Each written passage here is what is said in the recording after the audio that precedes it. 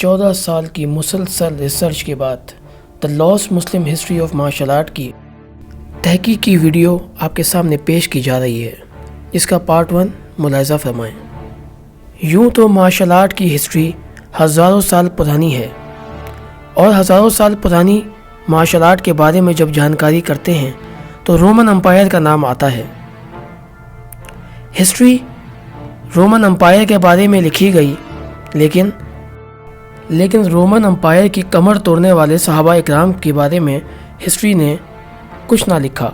Martial art کی history Romans پر محدود نہیں۔ رومنز اس کی شروعات کرنے والے ضرور تھے، لیکن یہاں چینی، جاپانی، اوکیناون اور مسلمانوں کا بھی بہت بڑا کردار رہا ہے۔ The last history of Muslim martial art کی اس ویڈیو کے اندر ہم آپ کو آج صدیوں پرانی مارشل آرٹ سے لے کر آج ماڈرن مارشل آرٹ تک کے سفر کا بہترین اور حقیقی تحقیق کے مطابق اس میں انفارمیشن فراہم کرنے کی پوری کوشش کریں گے۔ ویڈیو کی شروعات میں ایک بات آپ کو بتانا چاہوں گا کہ مسلمان چائنا کے اندر قدیم زمانے سے رہا کرتے تھے، اور رومن امپائر پوری دنیا پر قابض، اور چینی، جاپانی، تھائی لینڈ اور تمام جگہوں پہ اپنی مارشل آرٹ کا دعویٰ کرنے والے قدیم مارشل آرٹ سے منسلک تمام ریسرچر نے اپنی ریسرچ خود لکھی، یعنی کہ ریسرچر اپنی قوم، اپنے ملک کے لیے محبت میں، عقیدت میں اس کی ہسٹری کو دنیا کو بتانا چاہ رہا تھا۔ لیکن حقیقت یہ نہیں ہوتی کہ صرف آپ یا آپ کے آباء و اجداد کیا تھے۔ حقیقت کا مطلب یہی ہوتا ہے کہ کب آپ کے آباء و اجداد نے مشکل اٹھائی، کب ہار اٹھائی، ان کو ہرانے والے کون تھے، ان سے بہتر کون تھے۔ ہسٹری اسی چیز پر مبنی ہوتی ہے۔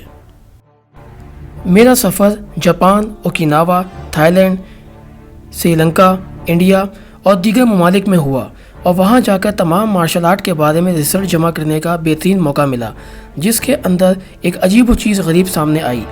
مارشل آرٹ جو گوگل، انسائکلوپیڈیا اور دیگر فورم پہ، پیجز پہ اور ویب سائٹ پہ لکھی جاتی ہے، وہ محض اپنے آپ لکھی جاتی ہے۔ اس سلسلے میں میرے والد گرینڈ ماسٹر شاہد علی خان صاحب نے بھی مجھے اس میں بہت مدد کی۔ میں جب وہاں گیا، کئی جگہوں پر ریسرچ کے حوالے سے جو چیزیں ہمیں کتابوں سے ملتی ہیں، ریسرچ سے ملتی ہیں، در حقیقت ان جگہوں پر جانے کے بعد یہ پتہ چلتا ہے کہ کتابوں سے برعکس وہاں انفارمیشن مل رہی ہے۔ مثال کے طور پہ اوکیناوا میں، چائنا میں، جاپان میں ماسٹروں کے بارے میں جو انفارمیشن لکھی ہے، ان کی اپنی قبر کی جو خطاطی لکھی گئی ہے ان کی قبر پہ، وہ بالکل مختلف ہے۔ مسلمانوں پہ خطرناک حملے کر ان کی ہسٹری کو تو جلا دیا گیا، لیکن حقیقت سے اپنے آپ کو آشنا کر لیا۔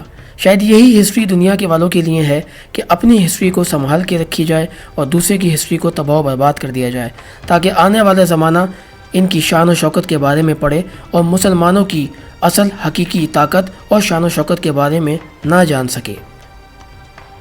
اگر ہم رومن امپائر کے بارے میں معلومات کریں، چینیوں کے بارے میں معلومات کریں، اوکیناوا، جاپان اور تمام دنیا بھر کے مارشل آرٹ کے بارے میں معلومات کریں، تو ہمیں شروعات کی اگر ہسٹری کی معلومات ملے تو اس میں صرف ایک بات پتہ چلتی ہے کہ تیر اندازی جانتے تھے، شمشیر زنی جانتے تھے، گھوڑ سواری جانتے تھے، اور اس طرح کے اوزار کا استعمال اور طاقت کا استعمال جانتے تھے، لیکن ان کی مارشل آرٹ کا نام کیا تھا یہ کسی کو نہیں پتہ۔ تمام انفارمیشن کے درمیان عرب، ترک، پٹھان، مغلز،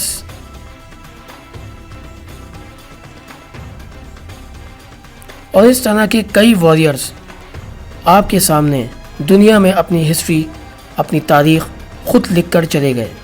وہ تاریخ کسی کاغذ کی محتاج نہیں، کسی قلم کی محتاج نہیں تھی۔ یہ تاریخ اپنے اعمالوں سے، اپنی جد و جہد سے اور بہترین سے بہترین، طاقتور سے طاقتور ترین مخالف کو ڈھیر کرنے کے بعد لکھی گئی۔ جی ہاں، یہی مارشل آرٹ مسلم مارشل آرٹ ہے جو ماضی میں کہیں کھو گئی، اور اس ماضی کی اس ہسٹری کو نمایاں کرنے کے لیے 14 سال کی محنت کے بعد یہ ویڈیو آپ کے سامنے پیش کی جا رہی ہے۔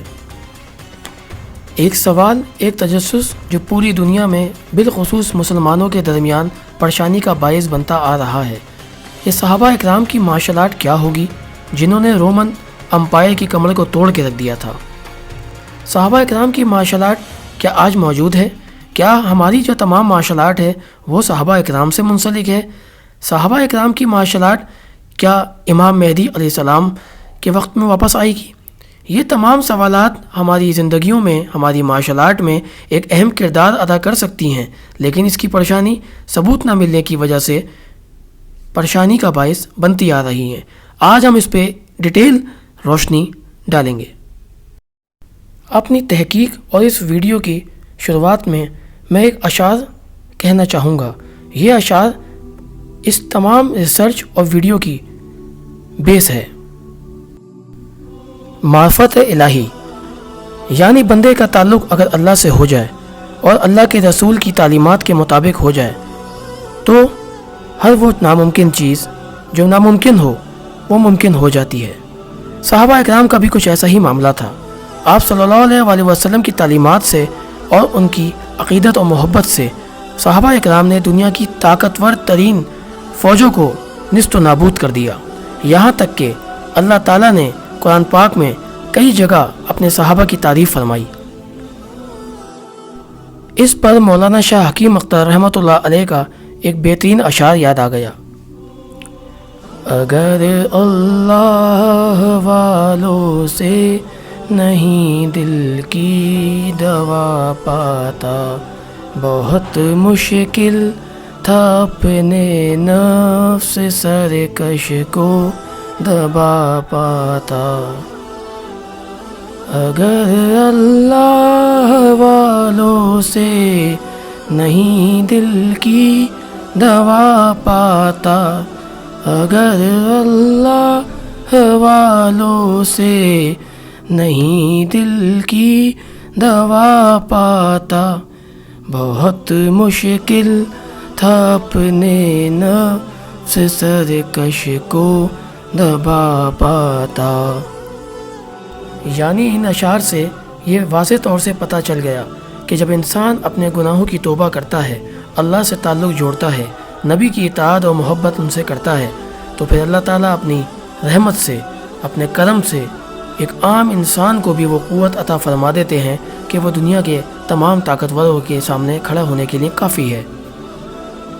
اور جہاں بات صحابہ اکرام رضی اللہ تعالیٰ عنہ کی آ جائے تو وہاں طاقت ہی نہیں بلکہ ایمان کا بھی ایک اعلیٰ مثال پائی جاتی ہے، اور وہ پایا جانا ہی ہمارے ایمان کے لیے کافی ہے۔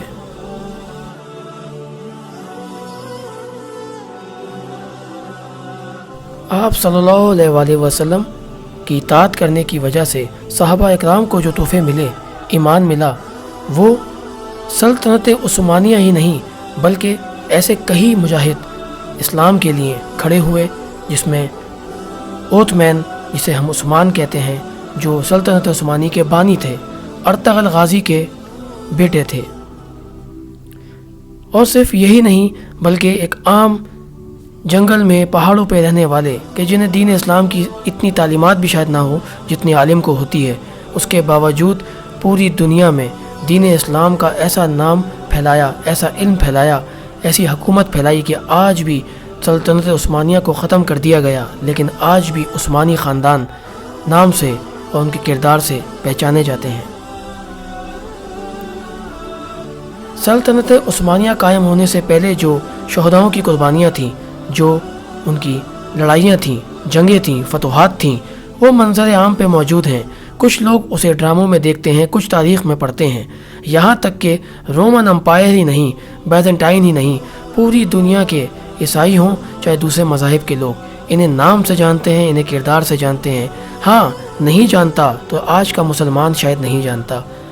ہمیں ضرورت ہے کہ ہم اپنے آباء و اجداد کے بارے میں معلومات لیں، ان کے کردار کے بارے میں معلومات لیں، اور اس کردار کے تنہی اس کے مطابق ہی اپنے آپ کو بنائیں۔ صحابہ اکرام سب سے بہترین ہمارے لیے ایک کردار ہیں کہ جسے ہم دیکھ کر دنیا اور آخرت کو سنوار سکتے ہیں۔ آپ صلی اللہ علیہ وآلہ وسلم بھی ایسے ہی ہیں۔ اسی معاملے میں